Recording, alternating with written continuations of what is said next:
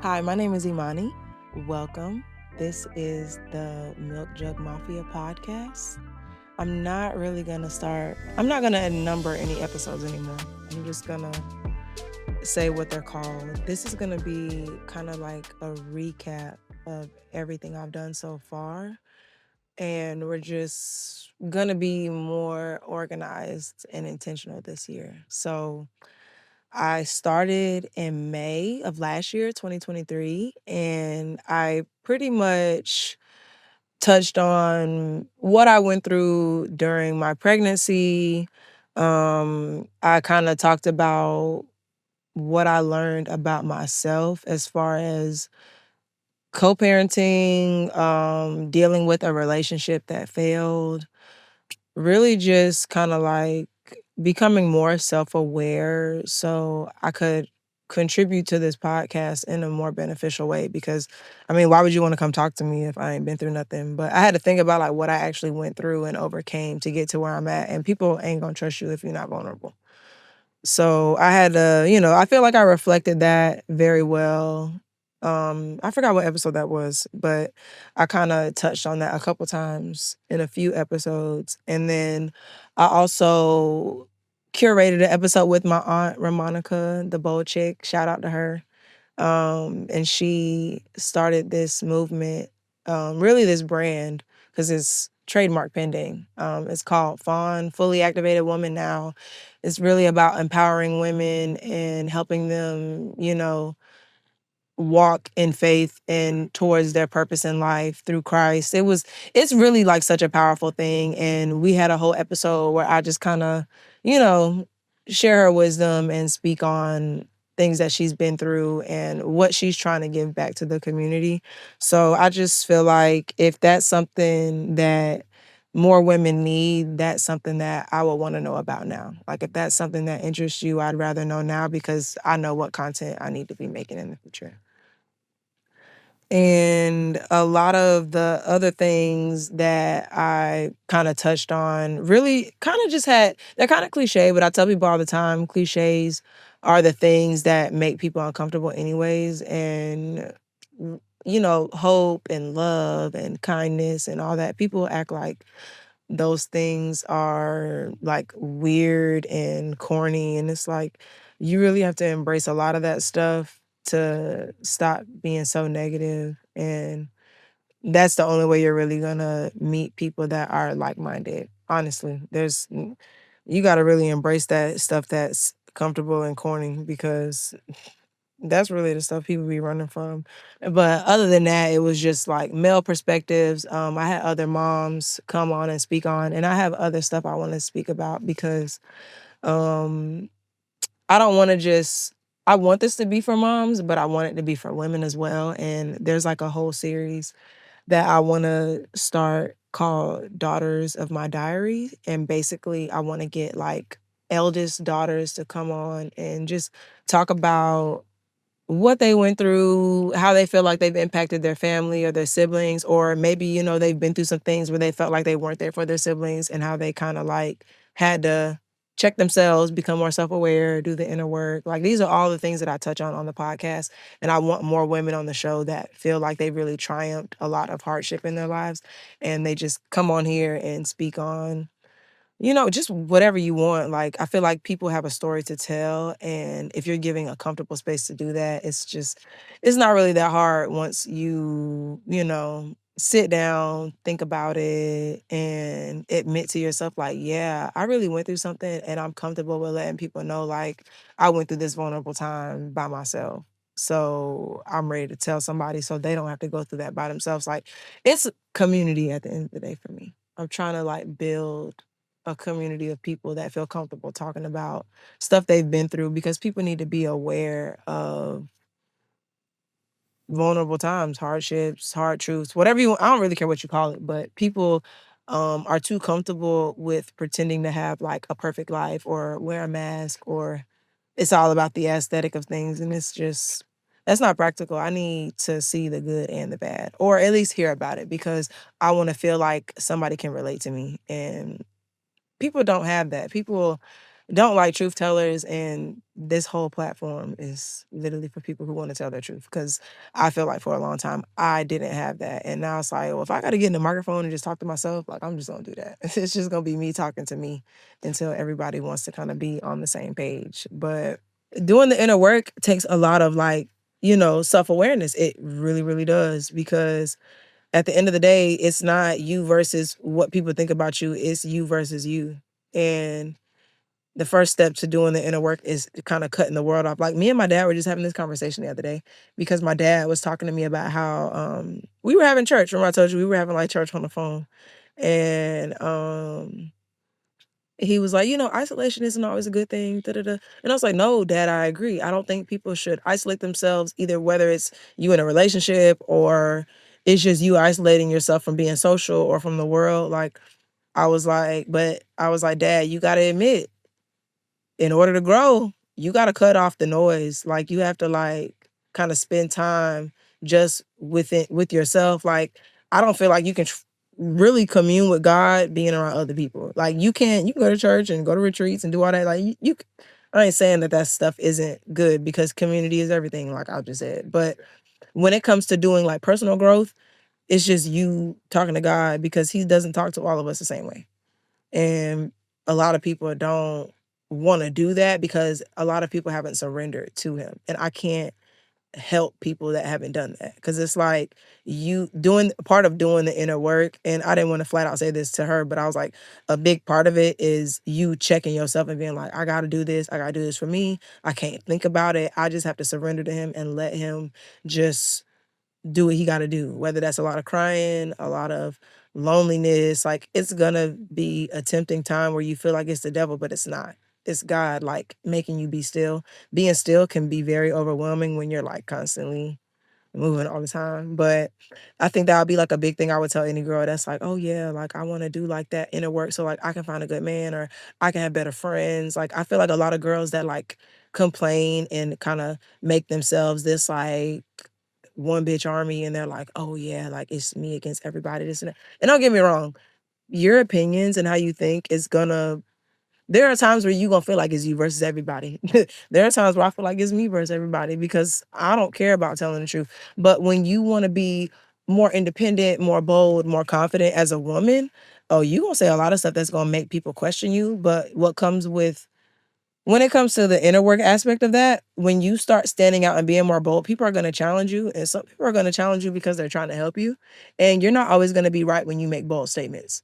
And it's not really wrong with that. That's fine. Like you just check yourself before you wreck yourself. Like you don't get combative with people that are genuinely on the same level of you and they're trying to help you, if not above you. Like a lot of the times you notice it's people that are really, more seasoned or accomplished than you. But I really feel like that plays a big, big part of it. You have to be able to be a student of life at all times. It doesn't really I change. think a lot of it is about intent because I really didn't find peace with myself until I started doing the inner work Mhm. for me, not because I wanted a woman or Right. because I wanted it. Because I lived my life, I was very goal oriented. I kept saying, Mhm. well, once I get this car, I'll be happy. Once I found something happy, once I get this Mhm. relationship, I'll be happy. Right. So, like intent is a lot of it because you can do a lot of work and get that man who didn't do any work.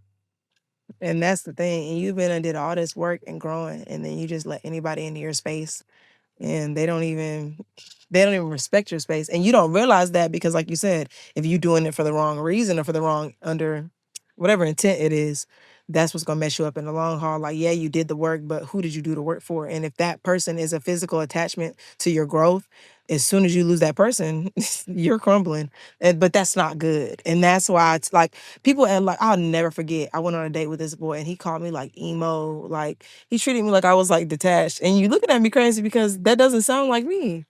And that's what I'm saying. Like I'm not emo. Like I saw straight through his bullshit on the date. And I'm just like, sir, this is not ideal for me. Like, or for any woman of any respect. Like you didn't bring me out on this date with respect. Like I met you here. You invited me to a space where it was you and your homeboys at like a pool hall. Like this was really like informal for it to be a date. This was more like a hangout.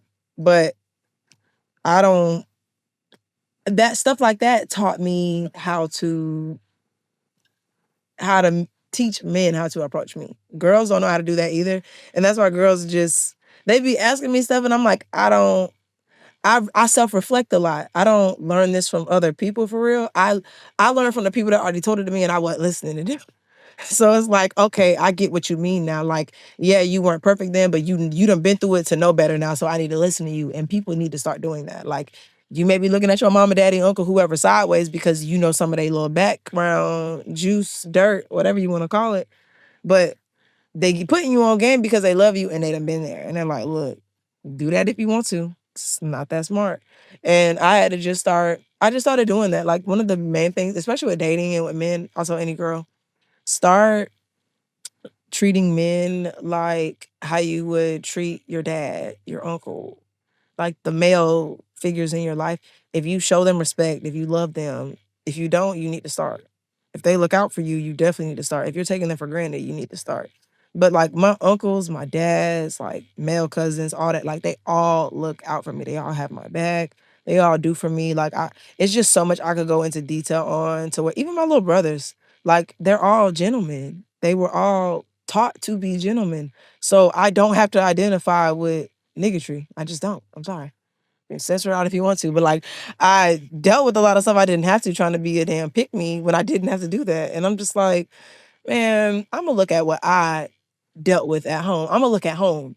Cause people always say, like, oh, you don't compare them to you need to compare people to who you're around because no way you gonna bring a man around your family and he don't act nothing like your family. And he ain't gotta be carbon copied, but like the values that you were taught, you should be out in the world like, okay, this on my list. This what I need to check off. Like, why are you literally going out into the world and getting the opposite of what you were raised by? That don't make sense to me. Given the fact that You were raised by men. Yeah, like girls that get with men that aren't gentlemen and their dads or the men in their life are respectful people. I don't understand that. Like you chaotic on purpose. I mean, for real, because it doesn't make sense. But if you don't think like that, you need to be thinking like that now. It's no way around that. You need to be doing that today. If you wanna date better men, you need to pick men that emulate what you already deal with. If you were to go to a family reunion, a family cookout, whatever you want to call it. Like, I'm not saying this like on some, I know better. I started doing this. The science is being done on it. You come across better men when you start treating yourself like you deserve better men. But you also have to be gracious. You have to be nice. You need to be a virtuous woman. But the thing is now, today with feminism, you ain't got to do that for everybody. You can pick and choose, but you need to know how you read in men. You don't treat men funny because of how they're dressed or what you think they are. A man's bank account statement is not on his forehead when you meet him. I done been with some dudes who got on the nicest clothes and they broke. Like you really can't. You gotta know how to scope that out. It's not on the outside. All that shit is eternal. You are not going to find a good man by judging a book by its cover is not gonna get you no man. If you're still doing that, you have fun. You gonna be 40, 50 something with no man. Cause you trying to run after these pretty boys that don't want to have a wife because they can have any girl they want. Like you really gotta be logical with this. And I mean, I think Shira Seven said that. She was like, you ain't gonna like it, but the man that is gonna treat you right ain't gonna be the man you would normally go after. But she said that though, like, you can't look at it like that. And I feel like I've never had to really look for a type of man because pretty women typically get pursued a lot, but it's also like with that teaches you that you can't really go off of you can't go off of looks. I don't really care about looks to be honest. I feel like niggas are just irritating in general. So it's kind of like you can look any way you want and it's no way you ugly as hell and you aggravating. That's bad. You was wrong for that. And then a lot of the times they be knowing that too. It's just bad. And then like the height, let me get off this subject. But I just feel like these niggas are malnourished. Like some of these niggas are like short, or they're like super, super skinny, small, like no potential of building any type of muscle. Like you can have a gut all you want, but that shit could be turned into anything. I can't do nothing with nothing. I mean, I don't know. But also, like I always say, all the men in my family are tall. Like my dad's really tall. My uncle's not, he's not tall as my dad, but he's really, really like he not fat, but he is a boulder. Like he's solid. And all my mom has all brothers. All of them are tall and big. So it's like I don't. I'm going back on my. I'm speaking from experience. It's just what I went through. This is what I've been through. This is what I know, and I know who gonna pick on your ass. It's just what it is. But no, seriously, like dating advice, my perspective on all that, I could do all day. So, Like on hands. Thank you. Name, but yes, but really focusing. I think that um porn kind of shows how susceptible men are to demons.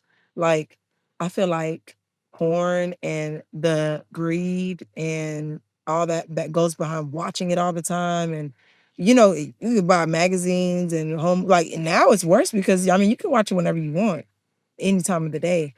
And I feel like it just supports a really toxic system because apparently it supports human trafficking. But I feel like with men, it's like it's a greedy thing. Like you have these desires and you're literally feeding these desires by just watching something that's there at your leisure. There's no willpower. There's no like, oh, I'm more complex than this. I want a woman. I don't want to just watch somebody. Like there's no. It shows how greedy men are, how lustful they are. They don't really have any willpower. Like it's really kind of disappointing in a sense. And then with women, it's kind of sad because it's like they're thinking of it from a manipulative standpoint. It's like, oh, I know I can do this for money, or oh, I know I can do it for this type of attention, or I know I can do it for, it's more of what can I gain from this? And I know that a lot of women see it as it's they don't care about their self in a complex way either because they're like, oh well, all I gotta do is, pop my coochie and I got a man, or I got like that's just really dumb to me because when you feed into the desires of a man, you make it easier for them to. They're like, but then that's where I get mad with men because then it's like you think all women are like that. All women don't just all women aren't like that. I remember my child's father said that to me when I was pregnant. He was like, "Oh yeah, girls be horny when they pregnant," and I'm like, "Why would you say that to me?" Like, stop speaking for our women when you could never be pregnant for one. And for two, like you don't know what this entails. Like it was actually very uncomfortable for me to even be penetrated while I was pregnant. It didn't feel good to me. It wasn't like I wanted to not have sex. It just wasn't ideal, and I didn't care about it.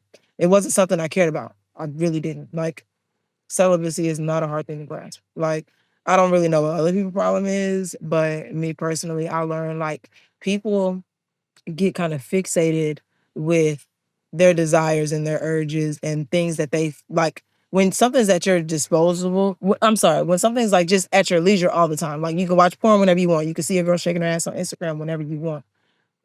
Of course you're gonna think, oh, they think like this. Like they think in that, explicit way, like, oh, everything's about sex appeal, everything's about being sexy or trying to make it look like you're some, I don't know. I don't know because I really can't relate, but I can relate to what sells. And it's very obvious that people like the convenience of it all. And it's easier to stay at the surface than dive deeper for anything else. So yeah, I think porn has just kind of like watered down people's mindsets where they're just like, because sex is because you can just sit up and watch people just get straight to the point instead of the build up to the point. They don't care about the build up. They care about being fast and quick. But I say that all the time. People like fast, quick, easy. This will be good content for the moms because like I said, I want to do everything, but I didn't even remember the purpose, which was it was for moms and people who are, trying to help be a village to others. Cause I can't just say moms, like people that want to help, because there are people that want to be more informed to help other people that are moms or pregnant, going through postpartum. But it was like a note I made about serious or like unserious generational, like I don't want to call them curses, but just things that we don't have to do anymore, I guess. Cause I did a lot of stuff as a new mom that went against the grain. And it was just like normal stuff that I was just like, I get what y'all are saying, but like it's not that deep at the same time. Like I want people to understand that everything I'm about to say is my opinion. It's not fact or law. it's not that deep to me, and how I feel about it shouldn't affect people that much. So one of the big things I kind of combated my family with a lot was piercing their ears. Little girls. Most boys don't really have to worry about that, but like my family talked to me a lot about why they want to pierce their ears and so. And I'm like, why are y'all pressuring me to stab my child? Like, I mean, That's yeah. one way. I know that's, dramatic, but that's essentially what I thought about it. Like, if I pierce her ears, she's not really going to enjoy it. I'm going to have to make sure I clean them. I'm going to have to make sure they don't bother her. Like, who's to say that they're not irritating her and I don't know that it's irritating her? So I never, her ears are not pierced to this day. My baby is 3 years old. She does not have earrings. If one day she's like, hey, mom, I want earrings. Whatever, however she go about it, I'm not gonna care. But the maintenance is going to be her problem. I'm gonna show you how to clean it and what you like. It's gonna be on you. But hopefully she's a little bit older, more coherent, competent, whatever. Like it'll be when she's more accountable. Because you can hold a child accountable at a young age. People just don't do it. Breastfeeding was very hard for me. Breastfeeding and the combativeness I went through with that is what birthed Milk Jug Mafia. I started Milk Jug Mafia because I fought tooth and nail for breastfeeding. Like everybody wanted me to fold so bad. Everybody was like, "Oh, you're so little, you're not going to produce enough milk." But I mean, as far as research goes, they say women with faster metabolisms produce milk better. And that has nothing to do with size. That has everything to do with how fast your body processes things.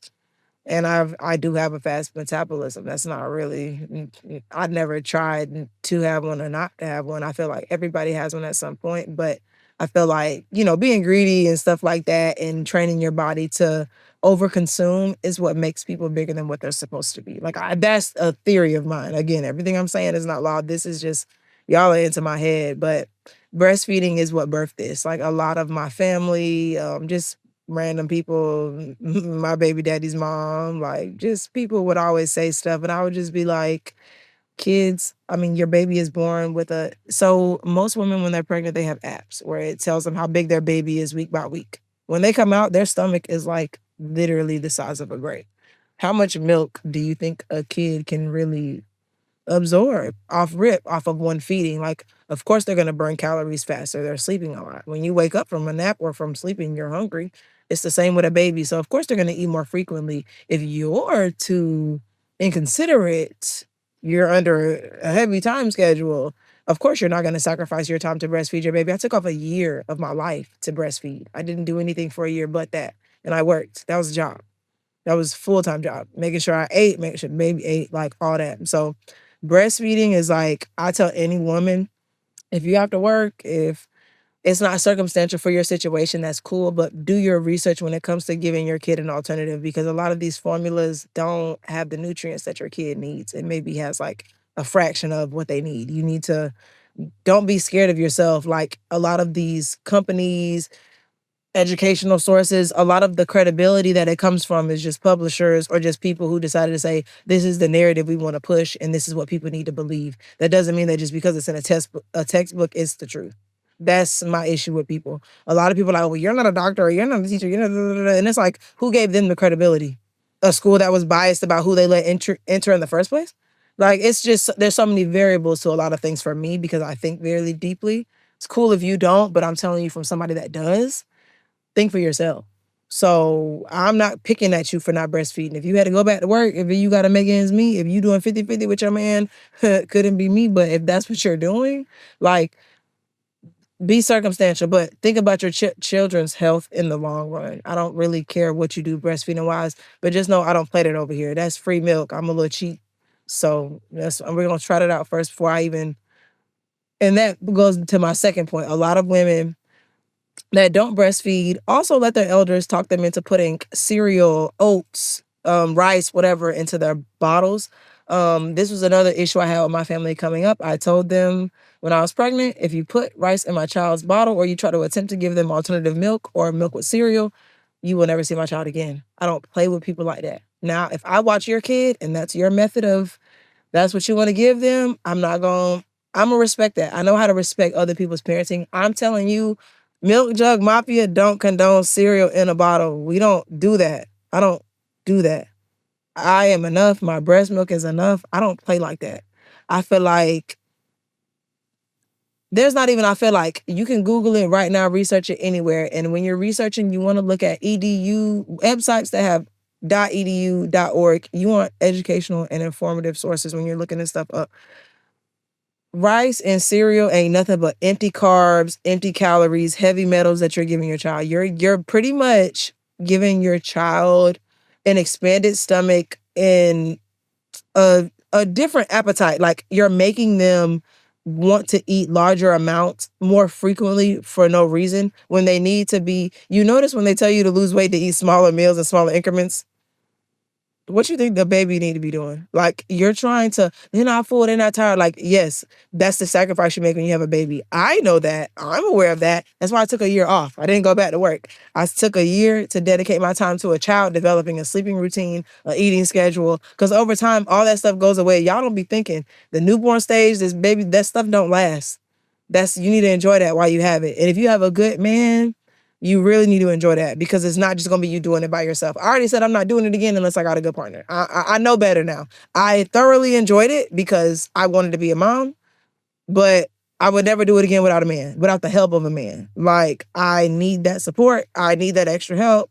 I deserve that extra help. And I feel like every woman should think like that. Stop making these self-destructive emotional decisions because you want to have somebody in your life. You need to pick the right partner. And I've learned that. I've owned up to that. I done did some stupid stuff. I'm not doing that no more. So yeah, the rice and the cereal, all that, like cut all that out because you're going to have to be equipped with the fact that the child just needs more care. Babies need a lot of extra attention and care. If you can't give them that, you need to figure out how you're going to have that extra help to give them that after you have the baby. If you know you're going to have somebody in there, everybody that's going to be taking care of the baby after you have it need to be there when you give birth to it. Whoever your village is need to be on standby when you had a baby. Everybody needs to know the baby right away. If you're gonna be that, more not traditional. If you're gonna be the more modern mom and you're gonna buy your stuff at the store, like that's cool. I'm really not here to judge you, but you need to accommodate yourself. If you know you're gonna do stuff a certain way, you need to prepare for that. You need to get people prepared for that. If you don't have people to help you prep for that, you need to stop focusing on having kids. Your focus needs to be redirected. You don't need to be having sex. You don't need to be doing a lot of things. You need to redirect all this if you know you don't have people behind you. I'm just telling you because somebody need to tell you. But yeah, um, this is something I don't talk about a lot with people. My child is not vaccinated. I will never vaccinate any of my children. That is a personal preference. Every time a doctor suggested any type of procedure, vaccine, or treatment for my child, I requested that they give me a pamphlet, research, educational documents. I need you to explain to me why my child needs this. Why is this medically necessary? What does this do for their health? Like, you need to break this down to me. I don't really care where you went to school. I don't care what license or certifications you have. You need to explain to me why my child needs this shot. And I want you to do it quickly. And a lot of the times they fumble over their words. They give me some little piece of paper that say all this mess. That seems like the CDC wrote it, but I'm really not trying to get banned here. This is why I never wanted to do a podcast because I'm gonna tell it. I'm gonna say how I feel about it because I feel like these corporations, a lot of these people are money hungry. They don't care about us, our kids. I'm not saying this to pick at y'all. Y'all did what y'all thought was the right thing, but I'm here to tell y'all, think for yourself and look it up for yourself. These people be lying to us, and I really just want people to be more aware of that. Like, you can trust whatever you want. If you feel like it's worked for you and your family, like, that's cool. But there are studies out there. There are people out there who got vaccines and they died. They have medical ailments. I have a neighbor, their daughter has seizures permanently for the rest of her life because of a more recent vaccine. I'm trying to keep it censored. But seriously, like, do your research. Everybody, this is probability when it comes to the human race. Everybody is not going to react to things the same way. Just because you were okay and cool with something doesn't mean everybody else is. I may have been forced to get vaccines as a kid, but as an adult, I have not had any. I don't know. A lot of these vaccines are variables of the same thing. You're putting something in me to build up my immunity. Well, I done already had COVID, so my body done built up immunity too. I don't need the shot now. It's cool. And then I had it while I was breastfeeding. Y'all tell me why my daughter healed from COVID faster than me, breastfeeding. I mean, she was sick a day. It was actually interesting. I can't tell you nothing about her symptoms, but she was only sick a day. And she was on my breast for a whole day.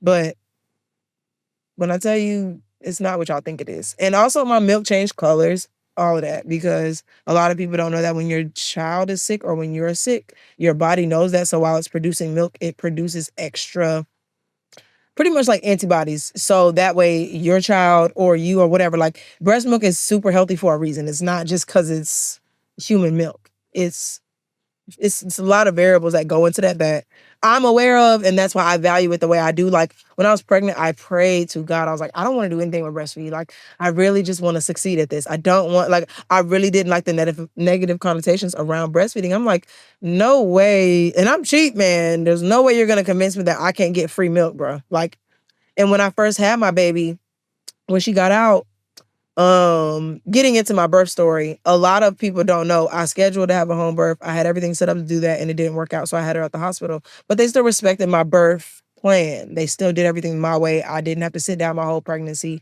I didn't have to do a lot of the I didn't submit to the hospital.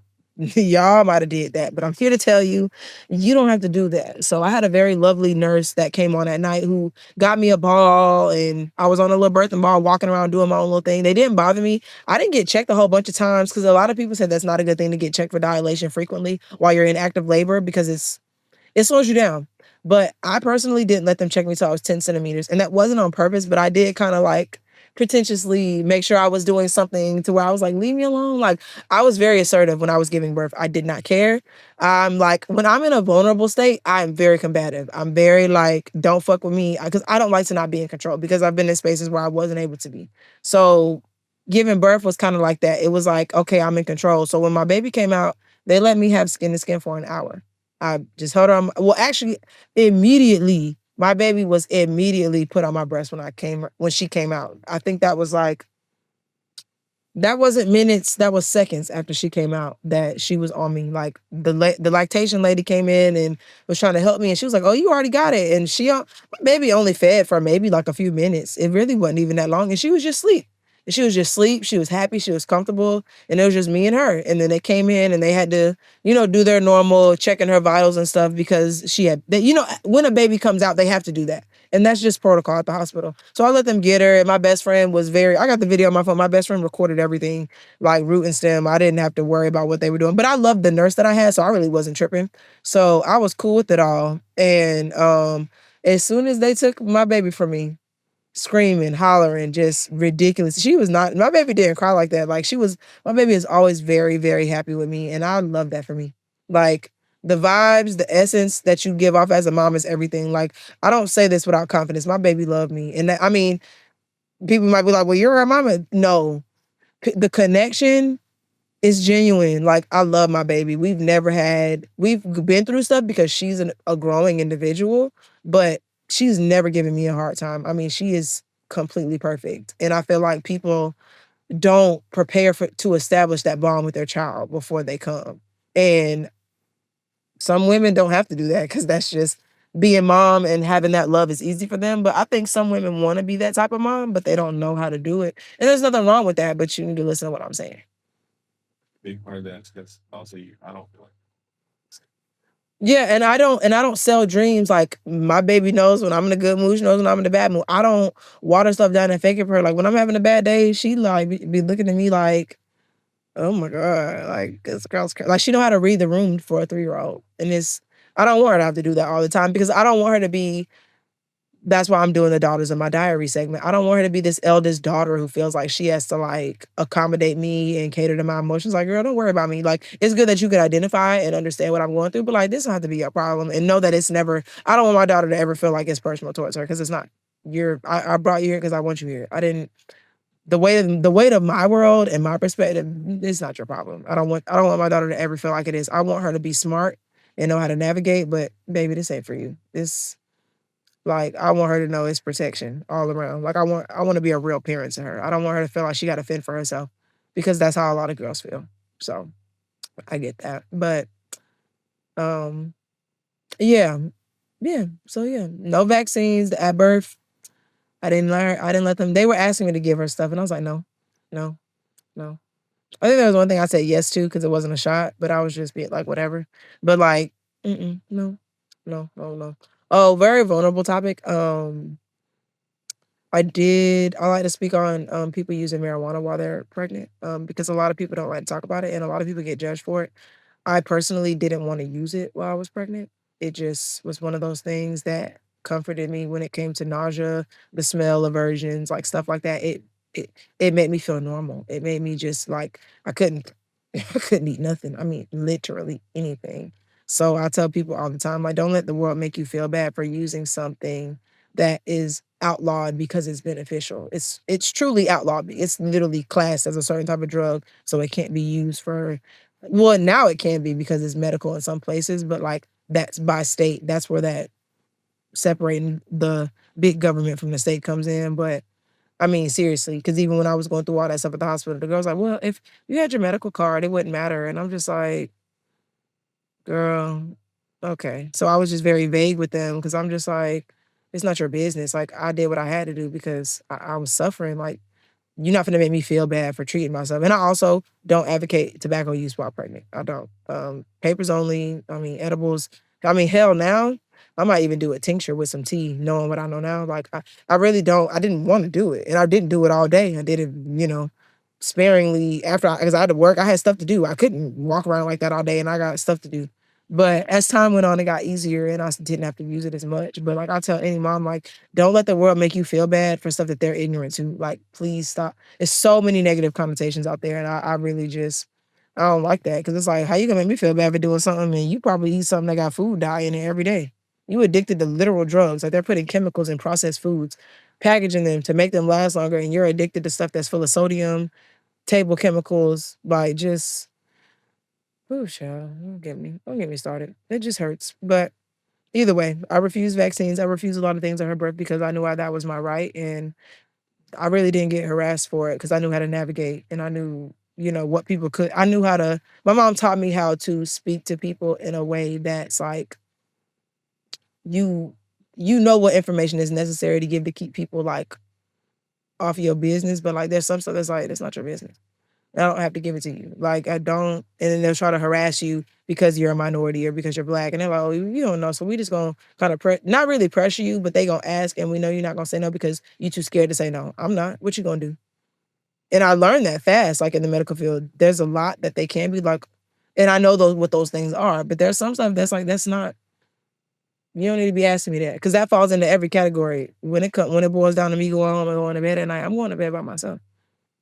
Laying up with y'all.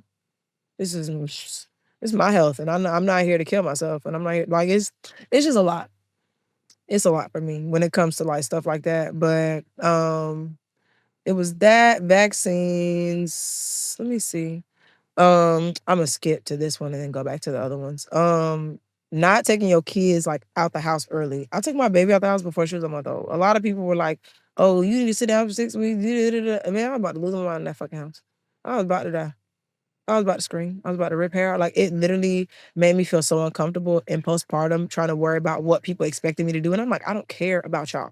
And I'm telling you, putting me in a space like that makes me combative. You're not gonna tell me what to do. So I think it was like around Christmas because my baby was born in December.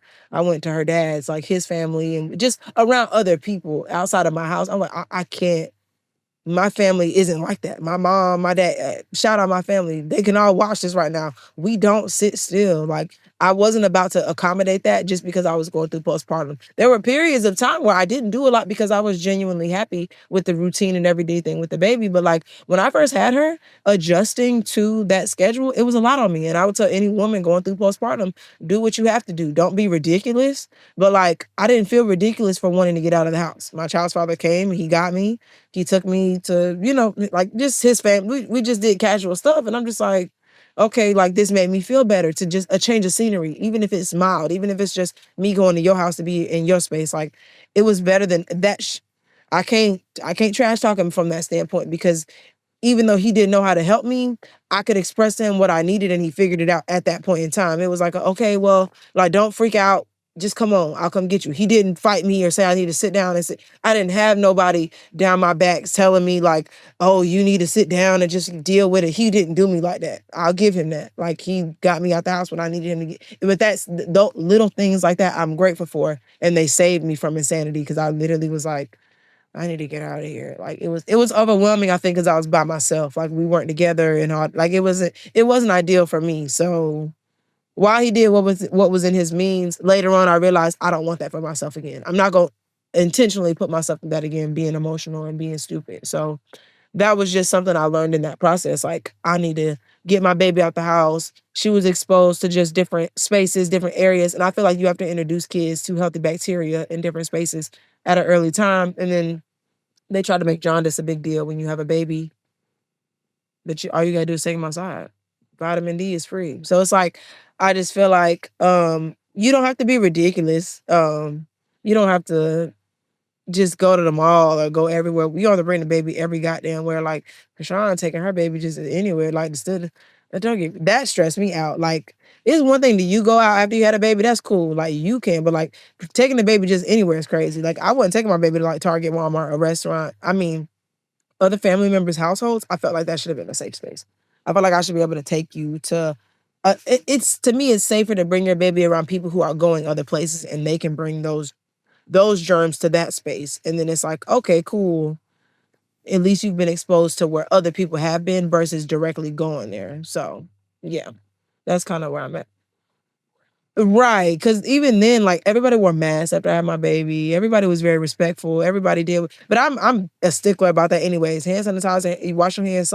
Yeah, I don't even play like that. You might have to put a blanket over your chest holding my baby. Like I personally just most moms don't though. They're very picky about it, and I feel like you need to respect that. Like whatever rules a mom got, ridiculous or not, like you gonna have to respect it. Like if that's what they want, that's just what they want. But like taking them out was a big thing for me. Nobody really kind of picked at me about that. They were just like kind of like, "Are you sure you want to do that?" And I'm like, "I need to get this." I just like, the baby fine, bro. Like eventually, like for me, it's like at some point this is gonna have to happen. Like, why does it matter? Sooner rather than later. Like, who really cares? So that was like one of the main things. And then a lot of girls get kind of hung up on bathing babies at birth. A lot of people don't. My mom didn't bathe my brother when he was born. My brother was born when I was like probably like 9 years old. And I was just like obsessed with him. Like everything about him, I was because he was a baby, I think. But I was just obsessed with everything about him. And he pretty much came out, and I was looking at my mom like, "What's that on his stomach? What's this?" What like I'm just so intrigued by everything. And I'm like, "Can we give him a bath? Why he got that?" Like I'm just thinking he dirty. And my mom was like, "No, like he's fine. He's a new baby, blah blah blah." And then when I think I gave my brother his first bath, or I think I was there for it. I think I gave it to him. Like when I tell you I was obsessed, I was obsessed. But when I realized why, like my brother always had a lot of hair. His hair was always beautiful, curly. And when I had my daughter, I was like, "Oh, bet I'm not bathing her." So when she was born, they were like, "Oh, do you want us to give her a bath?" And I was like, "No." It's like, "You want us to wipe her down?" I was like, "I mean, you can. I really don't care. I'm cool with her exactly how she is." But everybody do different stuff. I personally, personal, not the truth, not fact, none of that.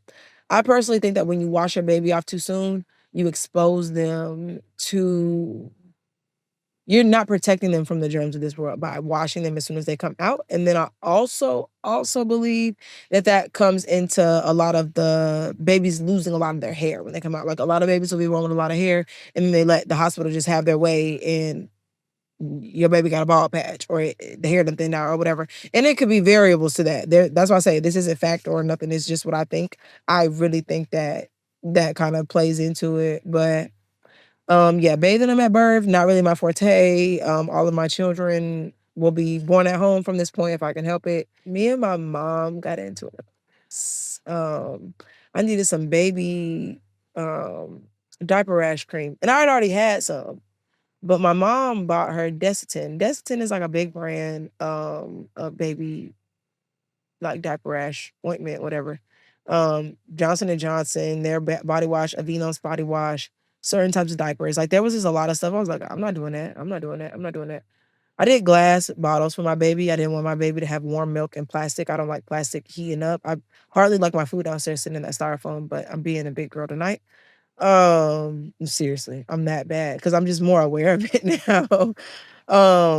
But I bought my baby special delivery Huggies. Those are the best vegan. Just the way they're made, the material, how stretchy they are, like that's the perfect diaper. I don't really care for a diaper, not diaper, the wipe warmers. I don't ever have to have that again in my life. I think kids just need to get comfortable with the fact that wipes are cold. because they're used frequently anyways. Like, you ain't gotta never give me another wipe warmer again in life. I'm just not big on the big diaper brands, but my mom bought me Desitin one time, and we got into it because I was like, "Mom, like, I already got this other." It was like an aloe-based diaper rash cream that was very clear. I don't like Desitin because I've noticed with kids, and Desitin is very similar to ointments and creams that they put on adults. I was a CNA for a long time. I changed diapers on grown men, balls and all, and they will put cream on these men, and they're letting them sit in this cream all day, and men have a lot of skin and it sticks up. And imagine you're putting skin, ointment, all that in a very tight, heated space. And then you're going behind someone that didn't change them for hours, and then their skin is raw, it's sensitive, it's caked up ointment with bacteria from the pee, and it's I'm not trying to be real vulgar with this, but like I did that for a reason. So when my mom bought Destin, I told her, I was like, I'm not using this. Like I'm letting you know. Like I think she put it on my baby like once, and I was like, don't. But she was like, well, when you were a kid, we used it. I'm like, Mom, like I respect that. That's cool. Like I'm not judging your parenting. Me as mom, this is what I would want to use. I would tell any mom to use something aloe based, more natural based as a diaper rash cream because it's clear. It's gonna absorb in the baby's skin. It's not just gonna sit on the top of their skin. Like it's not to be malicious. Like this is just I sat up and watched this, and I think kids and old people correlate. I think that they have a lot of the similar problems. They have soft, sensitive skin, and you need to treat it like it's growing skin.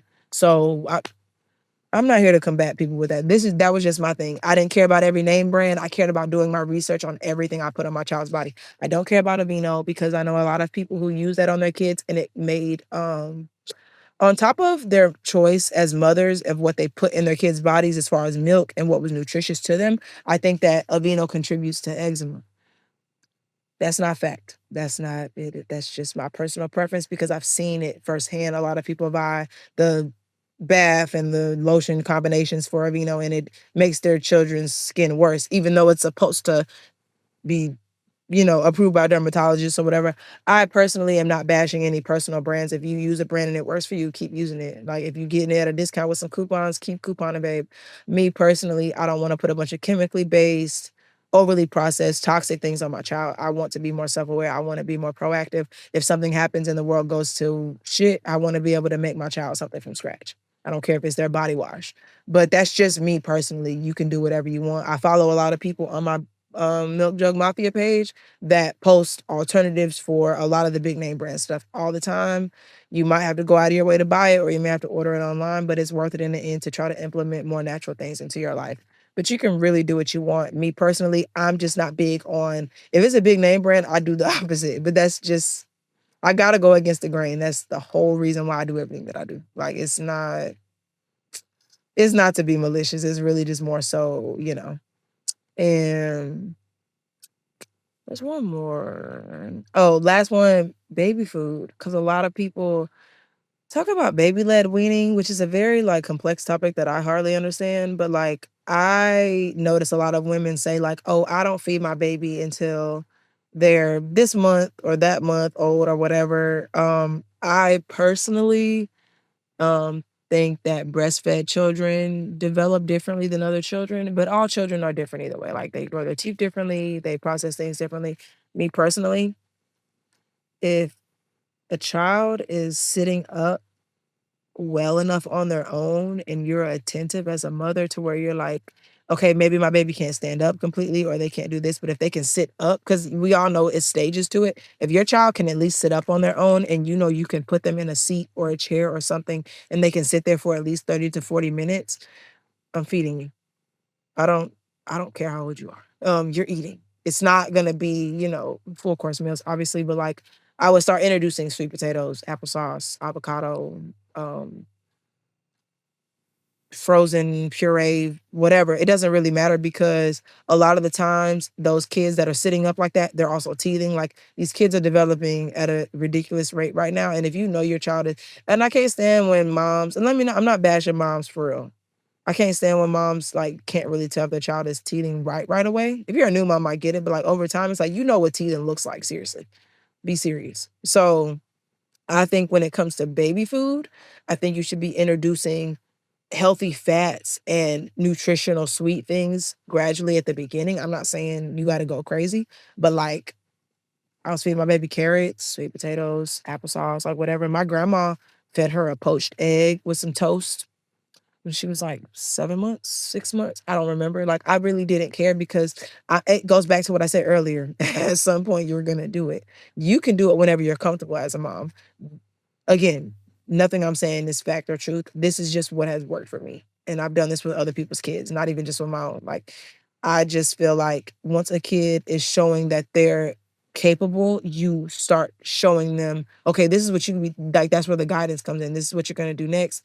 Like, start introducing stuff. Kids are not stupid. And that's at every stage, from baby to toddler to big kid. Like, you need to go ahead and just add in what you're gonna add in because these kids are smart, seriously. And I think I started feeding my baby at like 3, 4 months. It wasn't a lot. It wasn't every day, but I knew she was teething and I knew that my breast wasn't going to be enough to soothe her because my breast is always warm. It's not cold. It's not a hard silicone texture like thing that can soothe her gums for a temporary time. So yeah, there's a brand by Earthly that has their own teething tamer, but also on the back end, I was feeding her cold applesauce, frozen oranges, or and my baby started going teeth faster than a little too soon. I could have that they could have slowed she could have slowed that down, but um yeah, baby food.